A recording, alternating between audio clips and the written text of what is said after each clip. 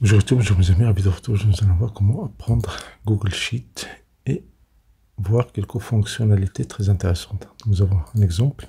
Nous avons ici cette ligne ou bien ces titres. Nous avons les données. Juste un exemple. Ce n'est pas réel, mais juste des exemples ici pour faire par exemple les données ici. CTRL majuscule touche en bas. En gras, clique sur ce bouton-là.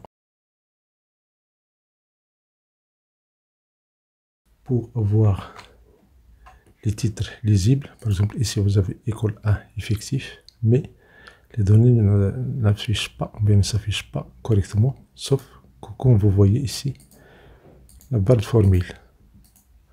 Donc on va sélectionner ça.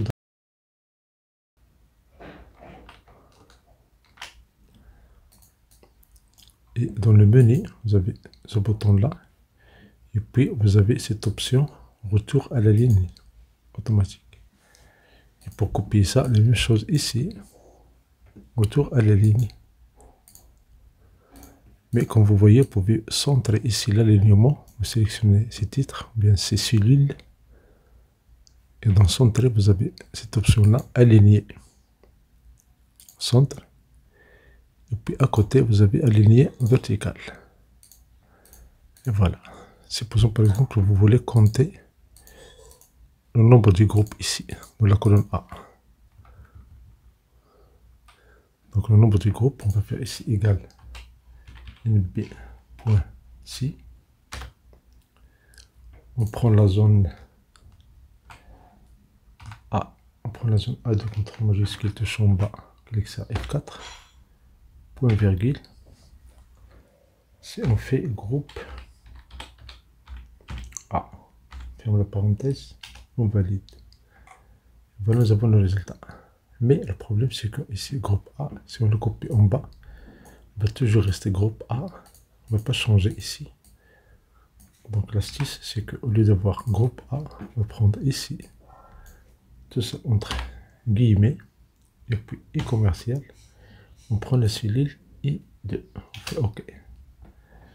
La suggestion de saisie automatique, on valide, et voilà le résultat. Si on fait un double clic, voilà, nous avons groupe et E3, donc groupe B. La formule utilisée ici, c'est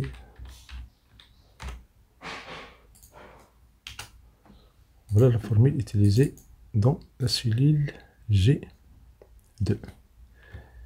Une autre option intéressante, on va copier cette formule là ici, et voir la formule, c'est égal nb.si.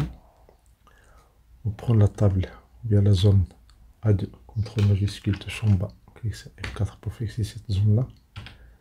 On va faire ici un texte quelconque, donc étoile, entre guillemets, et commercial I2. Ferme la parenthèse. Avant de valider, vous voyez ici le résultat, c'est 9. Si je copie la formule ici, j'ai le résultat.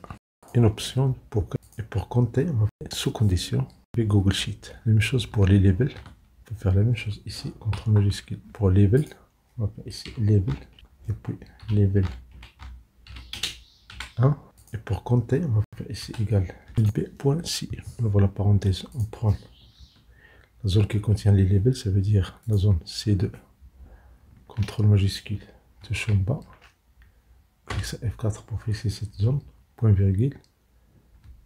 La valeur qui sera comptée ici, c'est level 1. Si on fait OK, il y a un problème.